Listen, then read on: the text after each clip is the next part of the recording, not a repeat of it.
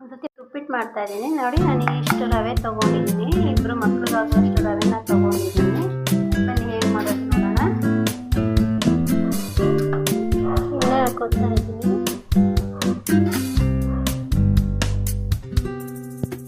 ಎಣ್ಣೆ ಕಾಯ್ದು ಸ್ವಲ್ಪ ಸಾಸಿವೆ ಹಾಕೋತಾ ಇದ್ದೀನಿ. ಜೀರಿಗೆ ಎಲ್ಲ ಚಿಟಪಟ ಆದಮೇಲೆ ಕಡಲೆಬೇಳೆ ಹಾಕೋತಾ ಇದ್ದೀನಿ. ಕಡಲೆಬೇಳೆ ಚೆನ್ನಾಗಿ ಫ್ರೈ ಆದಮೇಲೆ ಮೆಣಸಿನ್ಕಾಯಿ ಹಾಕ್ಕೊಳ್ತೀನಿ.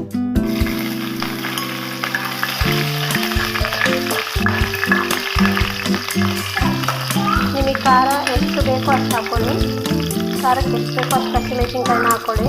ನೆಕ್ಸ್ಟ್ ಇದಕ್ಕೆ ಈರುಳ್ಳಿ ಹಾಕ್ಕೊಳ್ತಾ ಇದ್ದೀನಿ. ಚೆನ್ನಾಗಿ ಫ್ರೈ ಮಾಡ್ಕೊಳ್ಳೋಣ.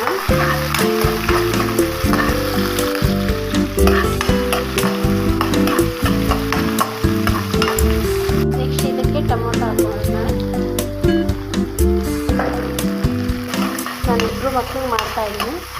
ನೀವು 4 ಜನಕ್ಕೆ ಮಾಡ್ಕೊಳ್ಳೋವಾಗಿದ್ದರೆ ಇದಕ್ಕಿಂತ ಸ್ವಲ್ಪ ಜಾಸ್ತಿ ಹಾಕ್ಕೊಳ್ಳಿ ಅಷ್ಟೇ. ಚೆನ್ನಾಗಿ ಬೇಯಲಿ ಟೊಮೊಟೊ ಎಲ್ಲ ಚೆನ್ನಾಗಿ ಫ್ರೈ ಆಗಿ. ಬೇಕಾದ್ರೆ ಸ್ವಲ್ಪ ಹಾಕ್ಕೊಳ್ಳಿ.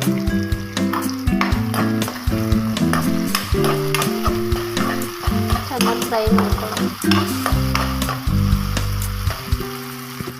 ನೆಕ್ಸ್ಟು ಸಾಲ್ಟ್ ಹಾಕ್ಕೊಳ್ಳಿ, ಉಪ್ಪು ಹಾಕ್ಕೊಳ್ಳಿ. ಚೆನ್ನಾಗಿ ಫ್ರೈ ಮಾಡ್ಕೊಳ್ಳಿ.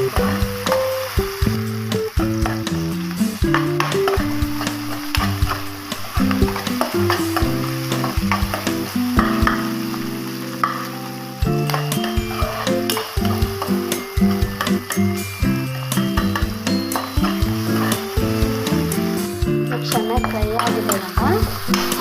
ಇದಕ್ಕೆ ಸ್ವಲ್ಪ ನೀರು ಹಾಕೋಣ. ಇವಾಗ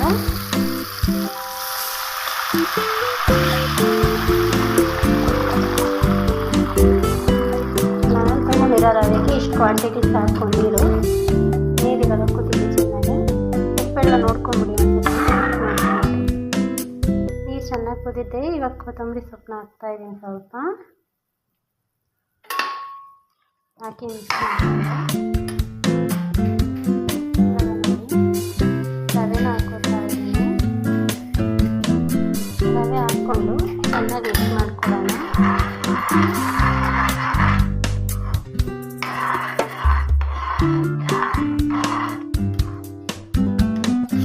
ಚೆನ್ನಾಗಿ ಕಲಿತಾ ಇದೆ. ಅದ್ಮೇಲೆ ಒಂದು ಪ್ಲೇಟ್ ಮುಚ್ಚಿಬಿಟ್ಟು ಮೀಡಿಯಮ್ ಫ್ಲೇಮಲ್ಲಿ ಇಡೋಣ.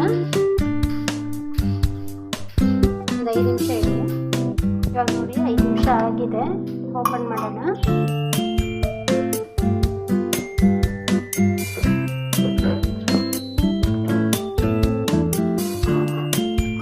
ನೋಡಿ ಉಪ್ಪಿಟ್ಟು ಆಗಿದೆ, ಚೆನ್ನಾಗಿ ಬೆಂದಿದೆ. ಸ್ವಲ್ಪ ಮಿಕ್ಸ್ ಮಾಡ್ಕೊಳ್ಳೋಣ.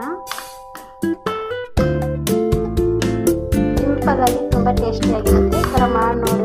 ಸಿಂಪಲ್ಲಾಗಿ ಮಾಡ್ಕೊಳ್ಳಿ. ಏನು ತರಕಾರಿ ಹಾಕ್ತೇನೆ ಸಿಂಪಲ್ಲಾಗಿ ಕೂಡ ಮಾಡ್ಕೋಬೋದು. ತುಂಬ ಟೇಸ್ಟಿಯಾಗಿರುತ್ತೆ. ಒಂದ್ಸಲಿ ಮಾಡ್ಕೊಬೋದು.